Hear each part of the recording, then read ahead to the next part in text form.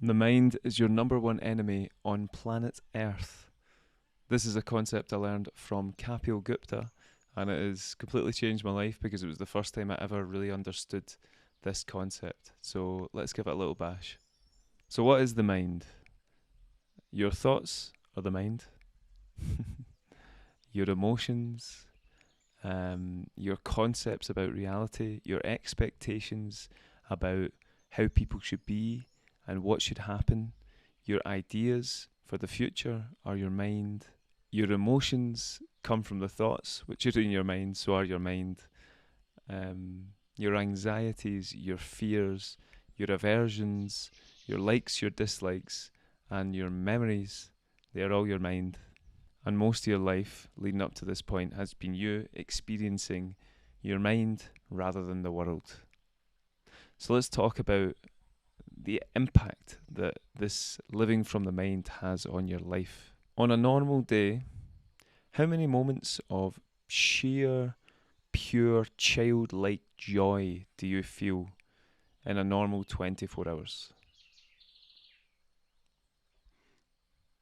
I'm willing to guess not many. How many moments of absolute peace, tranquility, and bliss do you experience in a normal 24 hours or in a normal week?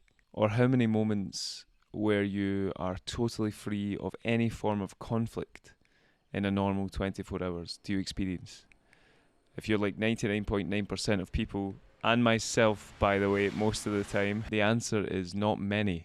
Most of our days are filled with, anxieties and fears and looking into the future and worrying about what's going to happen, or thinking about the past and worried about something you did in the past, getting depressed, dips in emotion, mood swings. This is quote unquote normal for most people. And so we try and change the quality of our thoughts.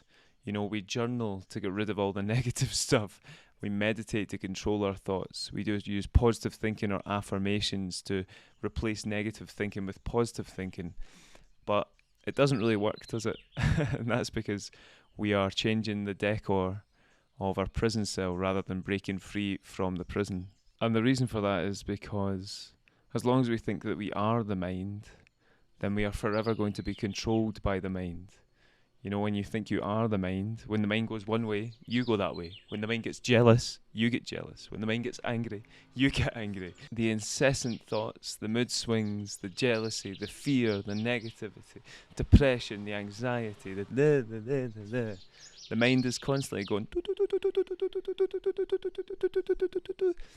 And when you believe that you are the mind, you as well are going to go. Which begs the question, of course, okay, what the fuck do I do? What's the solution? And the solution, as always, is to become the observer of it, to become aware of what it's doing.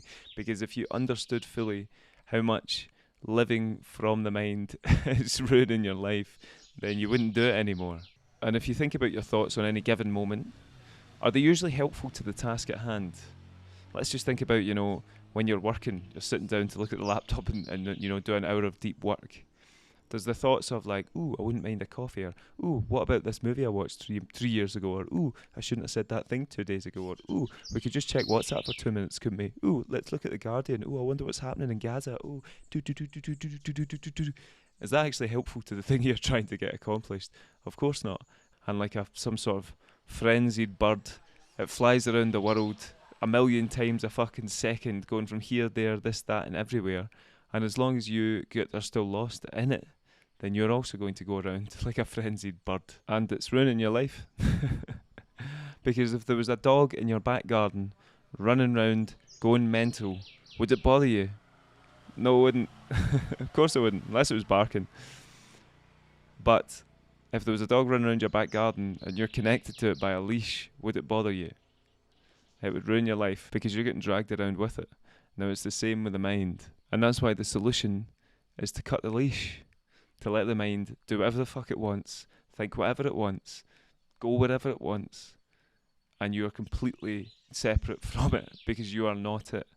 The connection between you and it has been entirely severed, and you watch it from the seat of observer consciousness. That is the solution. And when you can do that, gradually the mind's going to start to shut up because it realizes that no one's actually listening. And when no one's listening, you stop feeding it your energy, it starts to fizzle out. And that's when you start to experience this peace, joy, bliss that all these mad fucking spiritual yogis have been talking about for thousands of years. And I'm not saying this because I've achieved that in my life 24/7, of course, but I'm a lot closer to it than I used to be when I was 20. So yeah, that's an idea from Kapil Gupta in his book Atmamun, which I would highly recommend. It's one of the most important books I've ever read. So check it out and smash the like button.